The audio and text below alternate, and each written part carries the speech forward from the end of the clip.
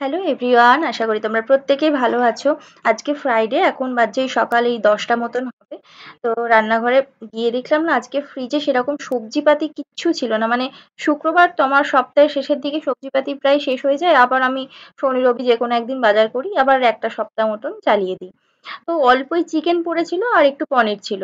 এবার দুটো এতটাই কম অ্যামাউন্টে ছিল যে মানে যে কোনো একটা গ্রেভি করলে হতো না। তো আমি কি করলাম, ওই জন্য এয়ার ফ্রায়ারে দুটোকেই দিয়ে দিলাম।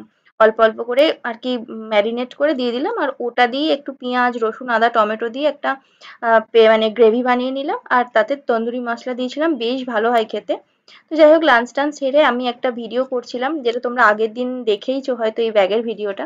তো তারপরে জিনিকে ড্রয়িং ক্লাসে নিয়ে গেছিলাম, ওকে ড্রয়িং করিয়ে তারপরে আমরা একটুখানি গেছিলাম সাউথ সিটি। সামনেই একটা বন্ধুর জন্মদিন আছে, তো ওর জন্য একটা গিফট কেনার ছিল।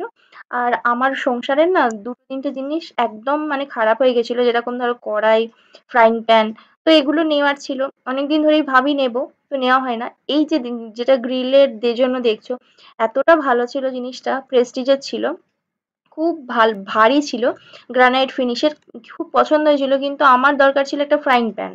তো সেই জন্য ওটা আর নিলাম না। আমি একটা কড়াইও নিয়েছি, এই যে প্রেস্টিজের যেটা হার্ড অ্যানাডাইজ কড়াইটা, এটা নিয়েছি।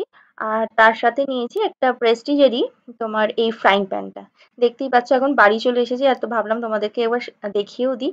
এইটা নিয়েছি, এটা তোমার 3.5 লিটার মতন, মানে এর ইয়েটা হবে। আর যেটা কড়াইটা নিয়েছি সেটা একটু বড় নিয়েছি, 4 লিটার, এইটা যেটা দেখতে পাচ্ছ। এটা হার্ড অ্যানাডাইজড, আর তোমার সবকটাই ইন্ডাকশনেও হবে। তো এই জন্য এই দুটো নিলাম। আর সত্যি বলতে কি, রান্নার জিনিসপত্র কিনতে না আমার বেশ ভালো লাগে। তো চলো, আজকের ব্লগটা এই পর্যন্তই। কেমন লাগলো জানিও, ভালো লাগলে প্লিজ একটা লাইক শেয়ার করে দিও।